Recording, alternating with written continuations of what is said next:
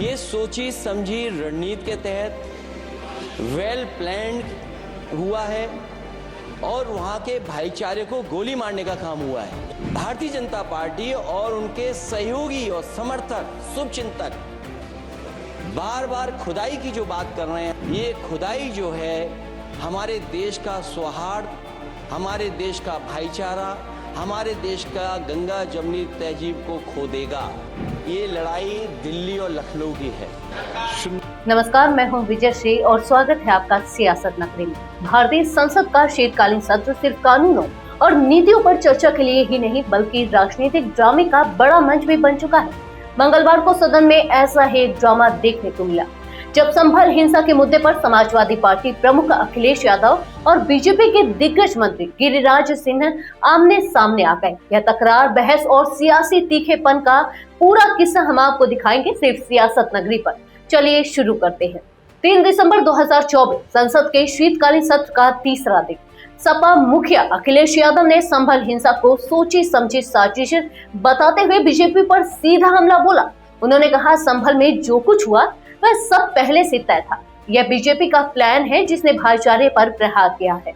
अखिलेश ने बीजेपी और उसके समर्थकों पर भी निशाना साधते हुए कहा कि जो लोग हर जगह खुदाई की बात कर रहे हैं वे देश की गंगा जमुनी तहजीब को खत्म कर रहे हैं। अखिलेश की इन बातों से बीजेपी के नेता भड़क उठे। केंद्रीय मंत्री गिरिराज सिंह अपनी सीट से खड़े हो गए और कहा, ये झूठे आरोप हमें स्वीकार नहीं। गिरिराज ने न केवल अखिलेश को काउंटर किया बल्कि उन्हें राजनीति के लिए संवेदनशील मुद्दे का इस्तेमाल न करने की नसीहत भी दे डाली। लेकिन हंगामा यही खत्म नहीं हुआ। सिर्फ गिरिराज ही नहीं, बीजेपी के दूसरे बड़े चेहरे पीयूष गोयल भी इस बहस में कूद पड़े। उन्होंने अखिलेश पर निशाना साधते हुए कहा, आपके बयानों से संसद की गरिमा को नुकसान पहुंचता है। सदन का माहौल इतना गर्मा गया है कि कुछ समय के लिए कार्यवाही रोकनी पड़ी।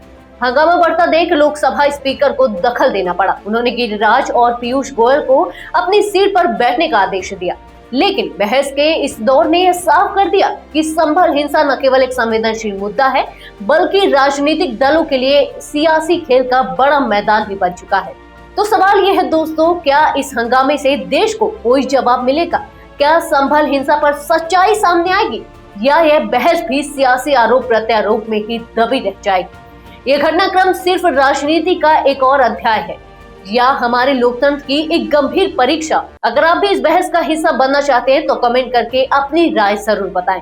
ऐसी ही बड़ी खबरों और राजनीति के दिलचस्प विश्लेषण के लिए जुड़े रहें सियासत नगरी के साथ। वीडियो को लाइक करें, अपने दोस्तों के साथ शेयर करें और चैनल को सब्सक्राइब करना ना भूलें। धन्यवाद।